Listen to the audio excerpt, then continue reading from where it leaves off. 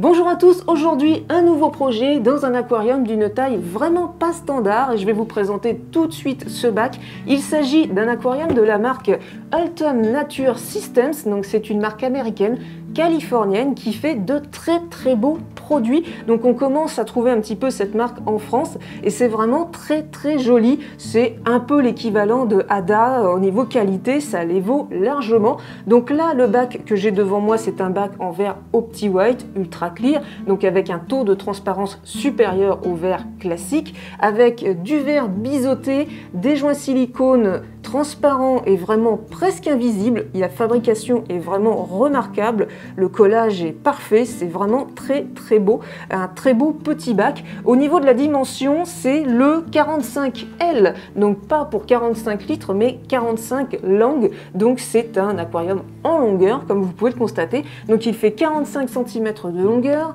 17 cm de largeur et 17 cm de hauteur seulement, donc c'est un bac de 14 litres brut. C'est un petit aquarium qui est vendu en bac nu, donc il n'y a pas d'équipement, il n'y a pas de filtre, il n'y a pas d'éclairage, ça vous permettra bien de sélectionner le matériel que vous voulez utiliser avec, tout simplement. Donc tout ce qui est fourni, c'est le bac en verre de très belle facture, ainsi qu'un tapis de protection noir qui est, je le souligne quand même, de belle qualité aussi, hein, une belle densité, et c'est assez rare. D'habitude les tapis qu'on nous fournit avec les bacs nus sont plutôt moyen, mais là c'est vraiment une belle densité de mousse, quelque chose de costaud pour un aquarium costaud et très joli, une belle toile pour création aquatique et végétale. Sur ce petit bac, je ne prévois pas d'utiliser un filtre ou même une pompe de brassage, ça va être du low-tech. Je ferai des changements d'eau régulièrement et ça devrait suffire à l'équilibre de ce petit bac, d'autant qu'il va être quand même pas trop mal planté.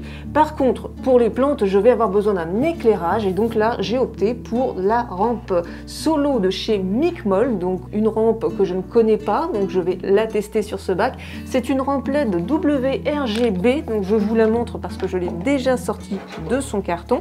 Voilà, donc c'est une rampe qu'on va pouvoir accrocher sur le côté du bac et qu'on peut orienter. Voilà, tout simplement. Donc quelque chose d'assez simple, pas forcément ultra puissant, mais qui devrait suffire à fournir de la lumière à mes plantes, d'autant plus que je prévois de faire dépasser les plantes de la surface, donc elles vont aussi profiter de la lumière de la pièce dans laquelle ce bac sera installé.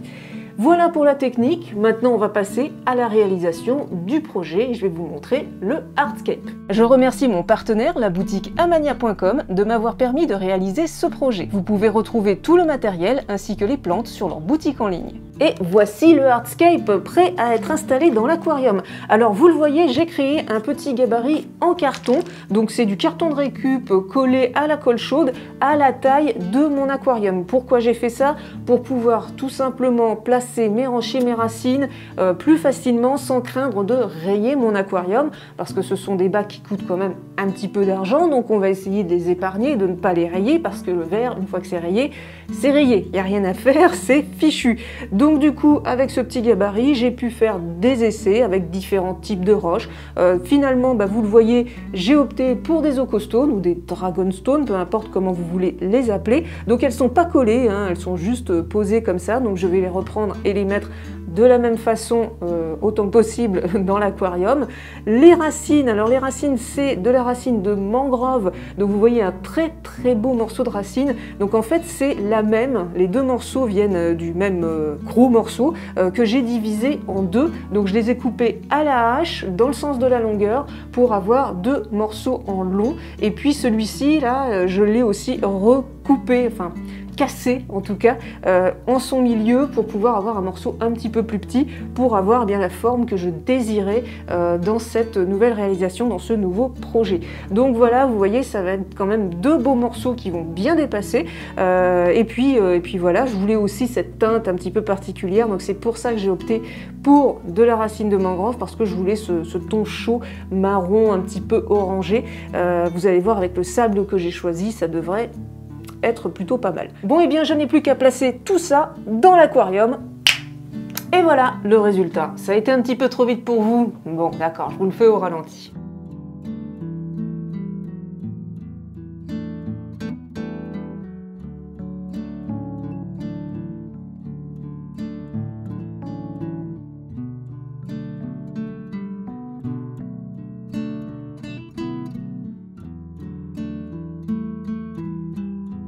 Alors on a les roches, on a les racines. Pour info, c'est simplement posé dans l'aquarium, il n'y a rien de collé, rien de fixé. Quand c'est pas la peine de fixer, je ne fixe pas.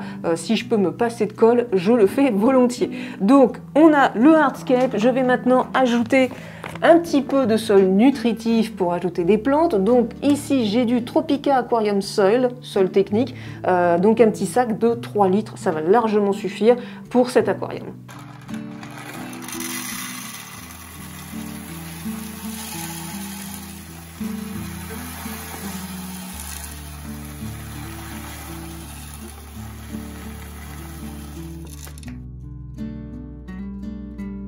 Encore une petite astuce en passant, je vous conseille d'utiliser des pelles à substrat quand vous avez besoin de faire de petits aquariums ou même de grands aquariums. Ça vous permet de mettre du substrat, du sol technique ou du sable décoratif à des endroits pas très accessibles sans en mettre partout. C'est vraiment super pratique. Donc ces petites pelles à substrat, en fait, ce sont des pelles à substrat de bonsaï. Donc c'est utilisé pour les bonsaïs, mais vous voyez, on en prend très facilement.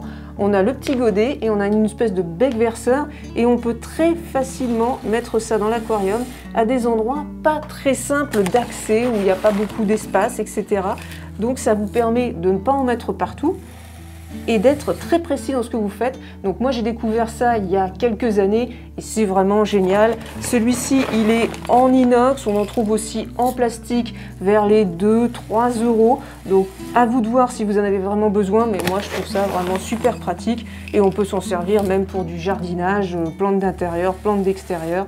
Donc un petit accessoire vraiment très sympa.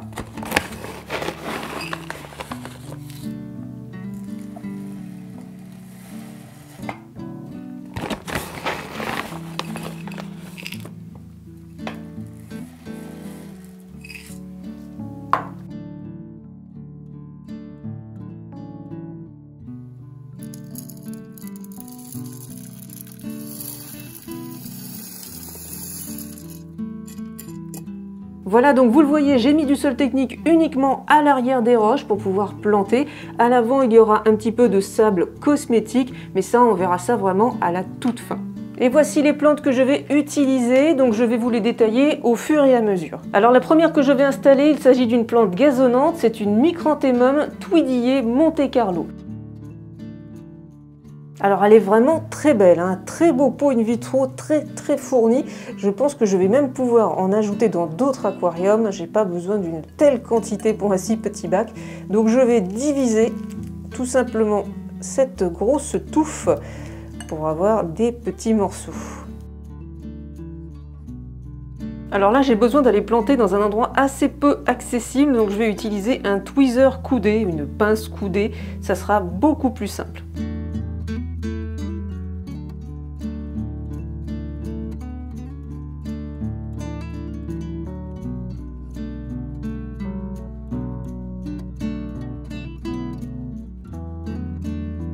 À l'arrière, je vais ajouter une fougère de Bornéo. Je vais la laisser émerger, elle va sortir de l'eau, donc je vais la mettre à l'arrière.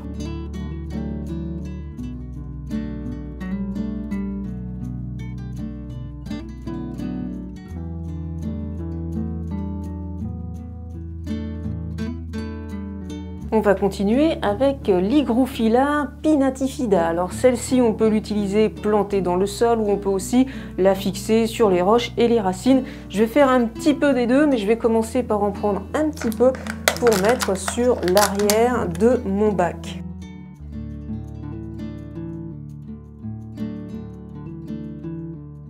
Donc ça n'a pas l'air comme ça, mais ça devient relativement grand et c'est relativement costaud comme plante.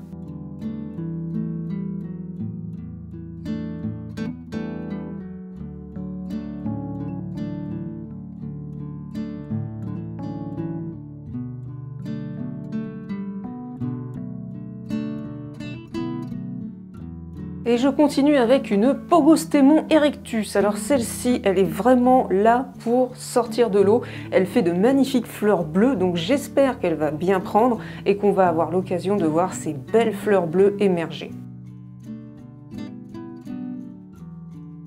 Donc celle-ci, je vais en parsemer un petit peu partout autour de la racine.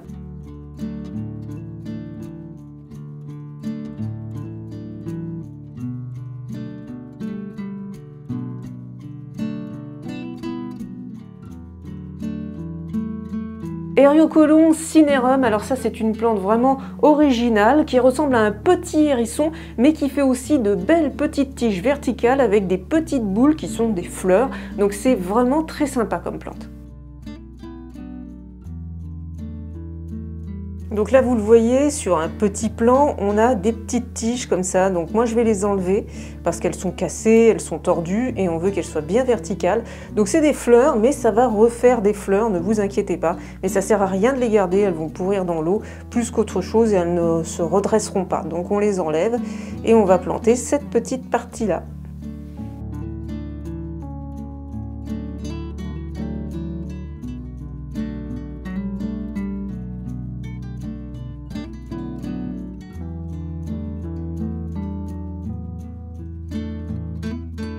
On continue avec Hydrocotyle tripartita, une grande classique des plantes qui vont émerger. Donc ça, je compte sur elle pour coloniser un petit peu les racines notamment.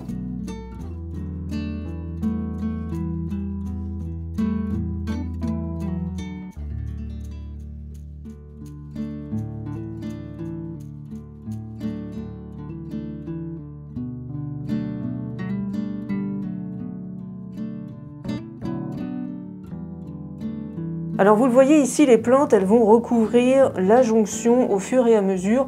Donc quand ça aura un petit peu poussé, on ne verra même plus qu'il s'agit de deux branches, on aura l'impression que c'est la même. Ici, des Anubiadana pangolino, les plus petites Anubias à l'heure actuelle. C'est vraiment super mimi et je vais les mettre dans les creux des ocostones.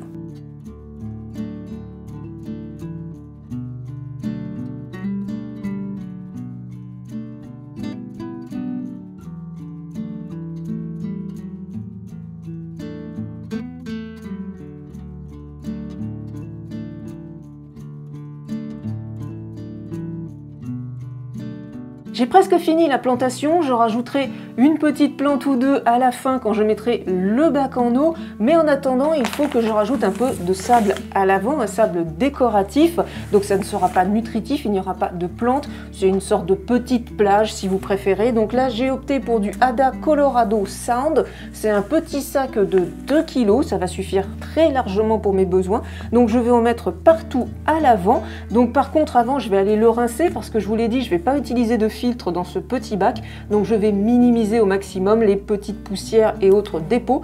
Donc je vais aller rincer ça et après je vais l'ajouter dans l'aquarium.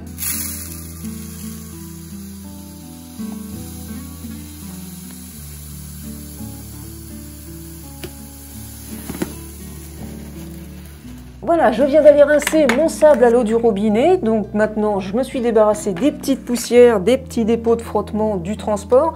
Je vais encore utiliser ma petite pelle à substrat et je vais mettre ça à l'avant.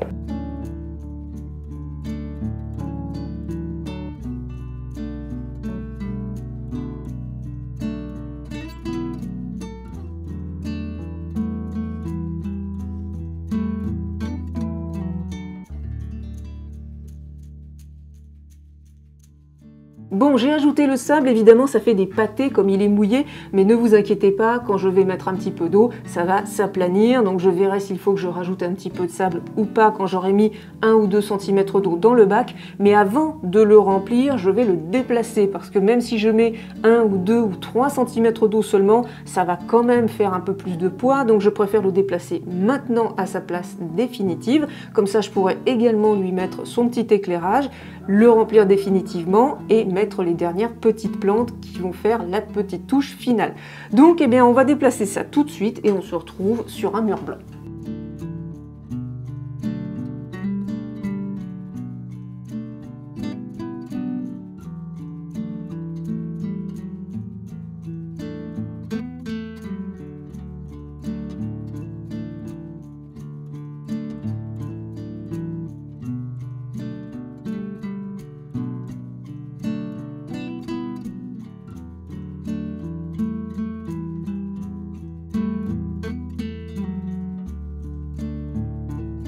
Voilà, l'aquarium est à sa place, je vais quand même rajouter un petit peu de détail avec de l'Aqua Gravel de chez Ada. Donc ce sont de tout petits graviers, de tout petits cailloux de différentes couleurs qui donnent un aspect très naturel quand on les ajoute. Donc je vais les rincer et je vais ajouter ça.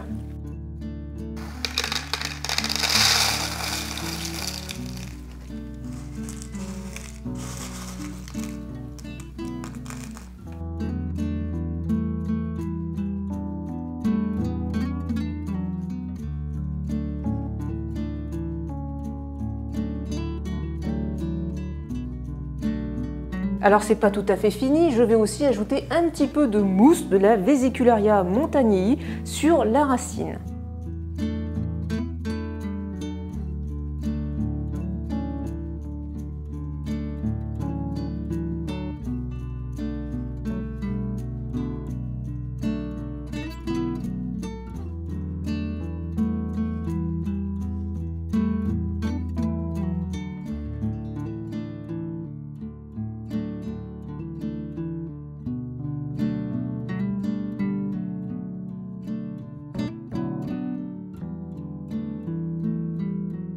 Et enfin, la dernière petite touche, je vais ajouter des petites plantes flottantes, des Salvinia auriculata.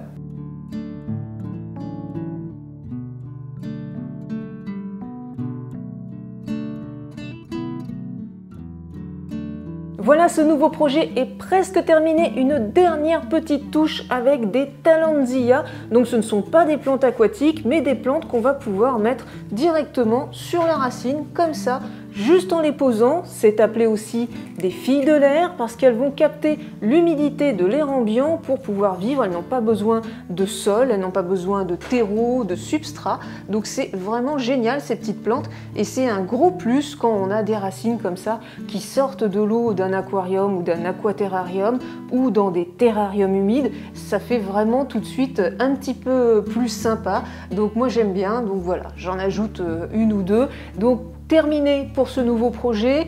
Maintenant, on va attendre que ça pousse, on va attendre que les plantes se développent et émergent. Donc on va avoir de nouvelles tiges, de nouvelles feuilles émerger et aussi, je l'espère, des petites fleurs. Alors ça, c'est peut-être pas avant plusieurs mois, on verra ça. Donc vous le voyez, je n'ai pas rempli complètement ce petit aquarium parce que le but, ce n'est pas d'avoir un véritable aquarium, mais plutôt un riparium ou un petit wabikusa. Le but, c'est que les plantes sortent de l'eau et nous fassent des feuilles, des fleurs en émergé. Et puis évidemment, comme j'ai utilisé du sol technique qui est très chargé en nutriments, je vais aussi faire pas mal de changements d'eau le premier mois pour éviter tout petit problème d'algues qui pourrait survenir. Donc je pense que je vais partir sur 2 changements d'eau par semaine d'au moins 50%. C'est un petit volume d'aquarium, ça va pas me prendre beaucoup de temps et ça sera pas trop contraignant.